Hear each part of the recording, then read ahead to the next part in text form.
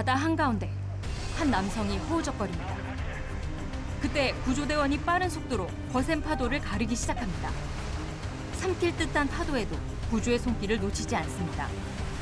화재와 재난 현장에서 자신의 몸을 던져 타인의 생명을 구했던 김범석 소방관입니다. 그러나 자신의 생명은 구하지 못하고 2년 전 31살의 나이로 눈을 감았습니다. 아직도 믿기 어려운 아들의 갑작스런 죽음에 사진 속에 웃고 있는 아들의 모습이 아버지의 가슴속을 파고듭니다. 그렇게 숨을 못 쉬면서 이렇게 수개월 동안 견뎠다는 게 너무 가슴 아프고, 숨 편하게 쉬면서 지가 그 생전에 즐겼던 뭐 자전거도 타고 마라톤도 하고 이렇게 살아갔으면 그쪽에서 살아갔으면 좋겠습니다. 예. 지난 2006년 부산에서 소방공무원에 임용돼 119 구조대와 중앙 119 구조본부에서 8년 동안 현장을 누볐던 고 김범석 소방관은 3년 전 갑자기 숨이 가빠 병원을 찾았습니다. 병원에선 혈관 육종암 진단을 내렸습니다. 혈관 육종암, 혈관에 악성 종양이 생겨 전이되는 희소암입니다.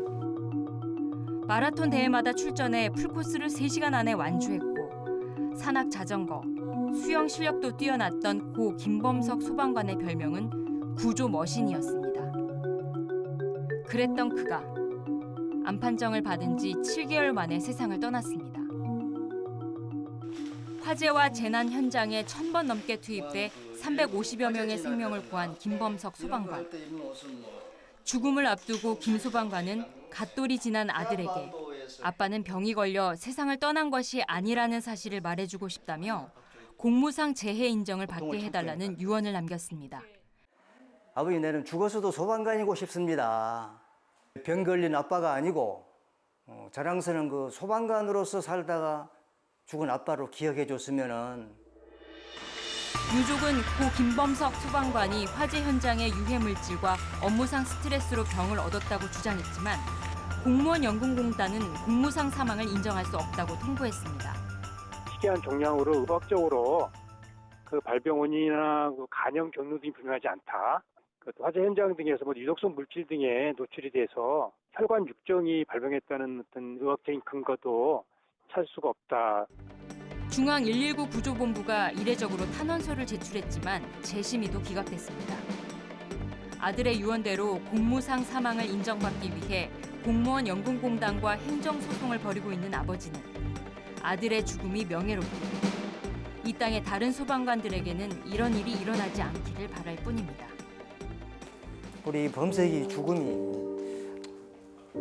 아파서 있는 소방관들, 그다음에 오늘 또 그 재난 속에 목숨을 걸고 뛰어드는 소방관들에게 처우가 개선되는 거, 이게 입법화가 되고 제도적으로 확립돼서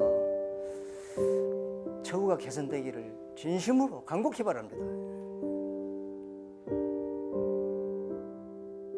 무엇보다도 체력 관리가 정말 중요한 것 같아요. 먹는 것만 좀. 먹는 것 하고요. 췌장암 판정을 받은 지 어느덧 1년이 지났습니다. 매주 반복되는 일이지만 항암 주사를 맞고 의사를 만나 몸 상태를 확인하는 순간까지 늘 긴장되기는 마찬가지입니다. 지난 24년 대부분의 시간 동안 소방서 상황실에서 근무한 서원효 소방관. 이 교대로 24시간을 꼬박 일하는 근무 환경이 늘 힘들었습니다. 끼니는 30분 안에 해결해야 했고 신고 전화를 받느라 화장실도 제대로 가지 못할 때가 많았습니다. 많은 이제 원인이 있겠지만 이제 근무 하다 보면 좀 119 신고 자체가 더 급하고 그런 차원에서 압박감이나 스트레스 받을 수도 있다 그래요. 그러나 서원효 소방관 역시 업무 환경과 췌장암과의 인과관계가 성립하지 않는다며 공무상 재회로 인정받지 못했습니다. 그렇다고 아직 소송을 제기하지도 못했습니다. 재난 현장에서 일하다 암을 얻고도 공상 판정을 받지 못한 동료들이 많은데 자신이 나서는 것이 미안하다는 겁니다. 서 소방관은 올가을 태어날 손주를 보고 소방관으로 정년퇴직을 할 수 있도록 암을 이겨내는 것이 소원입니다. 뭐 하고 싶으세요? 생각해요. 이제 병원 갔다 와서 아이 보는 모습 그것이 또 그리워지고 같이 걷는 모습도 보고 싶죠. 지난 2011년부터 5년 동안 암 판정을 받은 소방관이 공상. 그러니까 일하다 생긴 병으로 인정받은 경우는 18명 가운데 1명뿐. 업무 환경과 발병한 암이 관련이 있다는 걸 증명해야 하는데 학문적 연구 결과가 전혀 없는 상황에서 소방관 개인이 이를 입증하기는 거의 불가능하기 때문입니다. 원인을 밝힌다. 그건 뭐 불가능한 거겠죠. 위험 인자를 찾는 건데 특히 이제 그 드물게 발생하는 암은 사실 그것도 잘 모르는 경우들이 많고.